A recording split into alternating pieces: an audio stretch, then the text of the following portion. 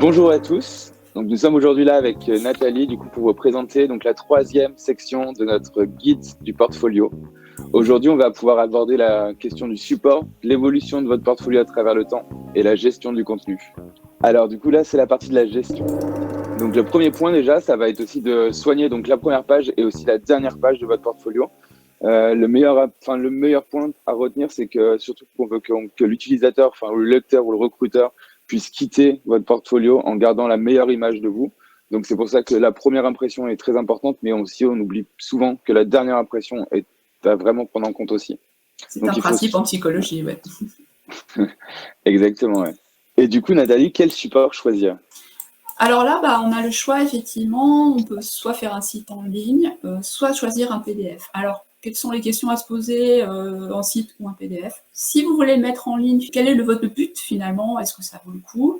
Est-ce que vous êtes capable de le réaliser vous-même? Parce que effectivement, faire un site soi-même quand on n'a pas les compétences, ça peut être un petit peu compliqué. Et c'est pour ça qu'en fait, le PDF, moi j'ai fait ça comme ça, hein. J'ai fait un PDF parce que j'avais pas les compétences en intégration et j'avais pas envie de chercher finalement une plateforme où mettre.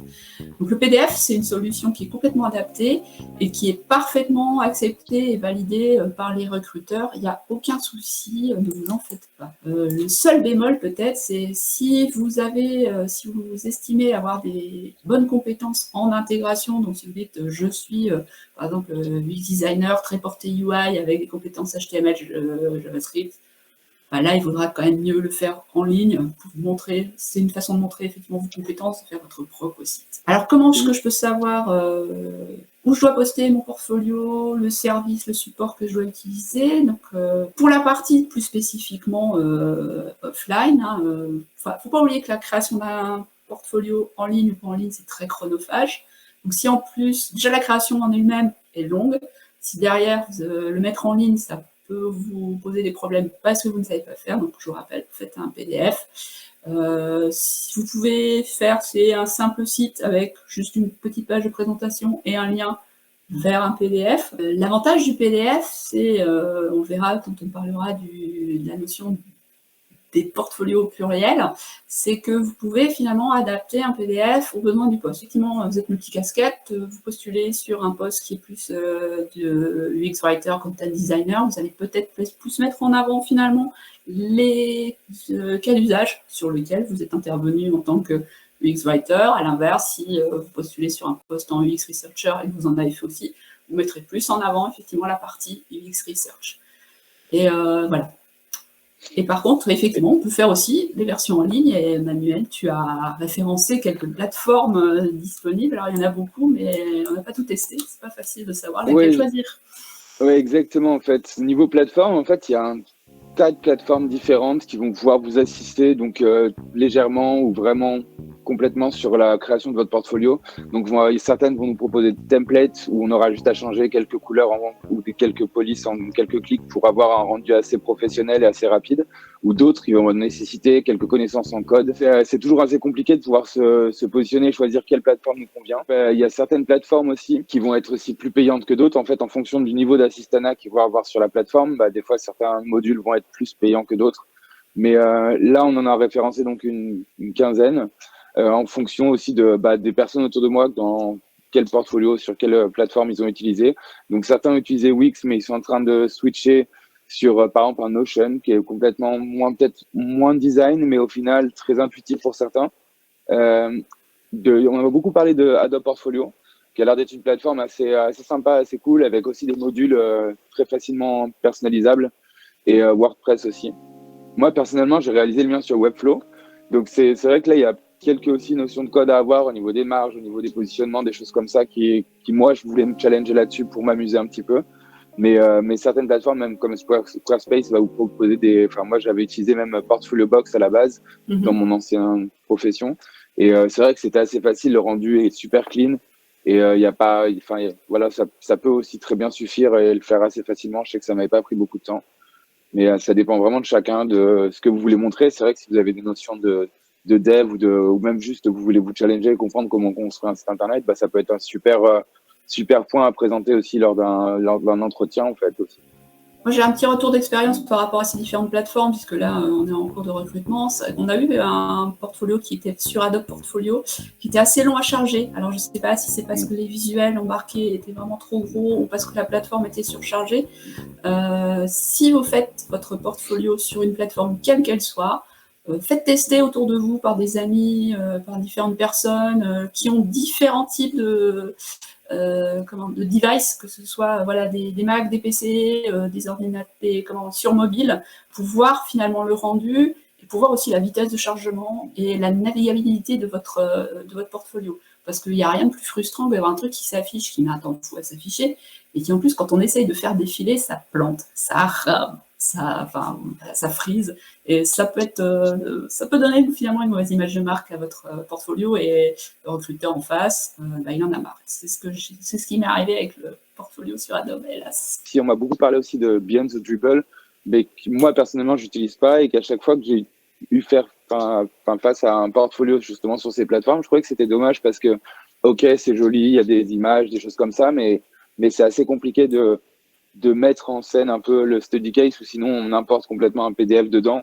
Je trouve ça un peu dommage, on perd vraiment le côté où on découvre la personnalité aussi de la personne. Je crois que c'est sur Behance, on a un petit rectangle sur la gauche où on peut écrire un peu quelques lignes sur soi, mais du coup c'est vrai que niveau personnalité, ça ressort pas assez quoi. Donc voilà.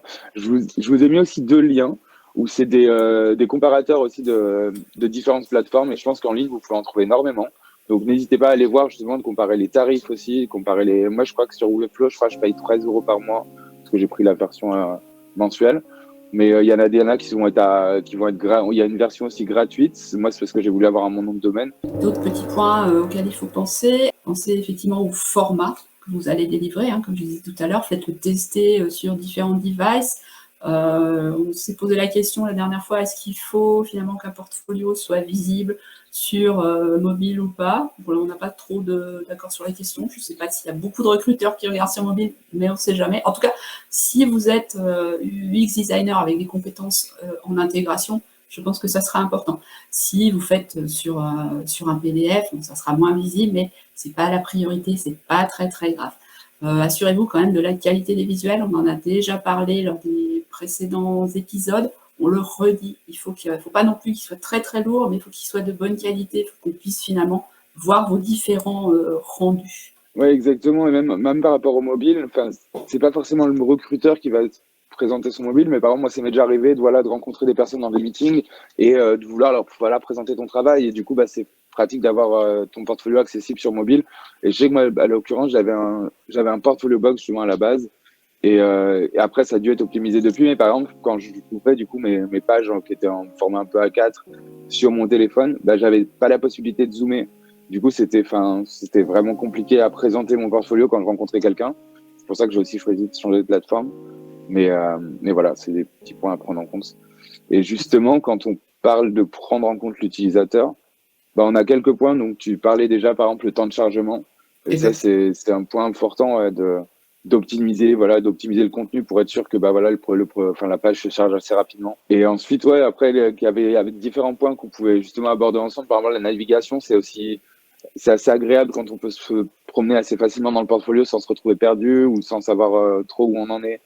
Il y a les pistes des liens aussi, les différents jeux de pistes, on va dire. On part d'un CV qui envoie sur un portfolio, qui lui-même emmène sur d'autres sites ou sur des prototypes Figma, et puis, on ne sait plus où on en est. Donc, voilà. Si effectivement vous mettez un lien vers l'existant, que ce soit sur Figma ou sur le site, vous le mettez à la limite en bas de votre étude de cas en complément.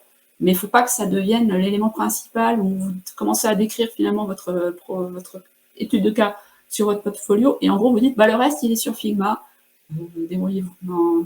Le recruteur, moi je l'ai vécu il y a encore récemment, on n'a pas le temps d'aller cliquer partout, puis aussi de comprendre toute votre logique. Vous avez effectivement le biais, comme toutes les personnes, quand on crée quelque chose, c'est que vous êtes tellement à fond dedans que vous savez comment ça fonctionne, vous savez comment c'est construit, mais vous êtes UX designer, donc pensez le recruteur et l'utilisateur de votre portfolio, donc facilitez-lui la vie. Oui, exactement. Je crois que tu m'avais parlé aussi d'un problème avec un mot de passe, non? C'est ça, Alors oui, sur un certain portfolio? alors un mot de passe ou des droits d'accès. Donc effectivement, alors il y a des gens qui mettent volontairement un mot de passe pour pas que tout le monde puisse y avoir accès, donc quand ils postulent, ils le mettent, mais pas forcément. Mais il y a souvent le problème de l'accès de gens qui font un portfolio qui est sur, par exemple, le Google Drive et qui oublient de gérer le partage. Donc on est obligé de leur redemander. Ça, c'est un petit peu problématique. Donc, encore une fois, testez auprès de votre entourage, vos amis, de votre famille, pour voir s'ils ont accès, si ça s'affiche bien, si c'est rapide et si c'est compréhensible. Oui, il y a aussi le point aussi de pouvoir facilement partager justement un portfolio. Faut prendre le cas, par exemple, on envoie un portfolio pour une candidature, ça va être la RH qui va la recevoir, du coup, elle va devoir la transférer aux équipes. Donc, il faut que ce soit des fichiers qui soient pas trop volumineux et assez facile à transférer, quoi. Donc, que ça soit un lien ou un PDF, faut vraiment s'assurer que le PDF, il fait pas 35 MO, sinon déjà, il n'arrivera pas à destination et il sera pas partageable. Quand on parlait justement de l'expérience de votre lecteur, on parlait du coup du côté responsive, que ce soit mobile, tablette ou sur ordinateur. Mais ça peut aller plus loin. Il faut aussi penser à que la personne puisse vous contacter aussi assez facilement, qu'on retrouve tous vos contacts. Si par exemple vous avez des ambitions internationales, ce serait intéressant peut-être soit d'avoir une version en anglais, soit d'avoir un site qui puisse changer de langue. C'est vraiment à vous de voir comment vous pouvez le construire, mais faut vraiment aussi vous poser les questions pourquoi vous le faites, est-ce que vous voulez montrer. Si vous postulez à l'international, c'est sûr qu'un portfolio en français, il va même pas être lu, quoi. Le problème, moi avant, j'avais justement mon CV, mon portfolio qui est en anglais. Et des fois, quand je postulais, les personnes ne savaient pas du coup si je parlais français en fait. Alors que c'était noté dans les compétences, mais c'est des fois ça peut être un point où ça pose la question et certains vont peut-être pas franchir le cap parce qu'ils vont. Enfin voilà quoi, c'est des questions à se poser. Votre portfolio, c'est comme votre site web, c'est comme votre enfant en fait. Il est vivant, c'est-à-dire qu'une fois qu'il est né, il est tout mignon, il dort, il fait des grands sourires, puis après, il vit sa vie. Et il vit sa vie avec vous. Donc il doit être mis à jour continuellement, régulièrement, dès que vous sentez que vous en avez le besoin. Donc soit vous le faites au fil de l'eau, finalement, au fur et à mesure de vos projets, pour être sûr, comme ça, du jour au lendemain, s'il y a besoin de postuler ailleurs, d'avoir quelque chose à jour, ou alors vous mettez finalement tout votre matériel nécessaire à l'évolution de votre portfolio quelque part, prêt à pouvoir le remettre à jour si besoin. Donc, et n'oubliez pas de supprimer régulièrement les plus anciens contenus par des plus récents. Comme on l'a dit dans la vidéo précédente, il ne s'agit pas de mettre vos projets depuis le siècle dernier, mais vraiment 4 ou 5 projets les plus pertinents, de préférence les plus récents, sauf si vous avez participé vraiment au projet phénoménal, vous étiez là à la naissance, je sais pas, de Twitter ou de Facebook, auquel cas vous pouvez le mettre. Sinon, mettez des choses récentes à jour et qui soient vraiment parlantes. Alors la stratégie du portfolio principal, ça c'est une stratégie que tu m'as présentée, moi je la connaissais pas avant et je trouvais ça très intéressant. Et oui, en fait, un portfolio d'un UX designer, au fur et à mesure où on avance dans sa carrière, on a fait énormément de choses, mais on va pas tout présenter. Bien sûr, vous n'allez pas dire, ça fait 20 ans que je travaille, donc je vais vous montrer tous mes projets depuis 20 ans. C'est une mauvaise idée, c'est ce que je disais juste avant, où on se garde l'idée de me présenter effectivement les derniers projets, ou en tout cas les derniers les plus pertinents.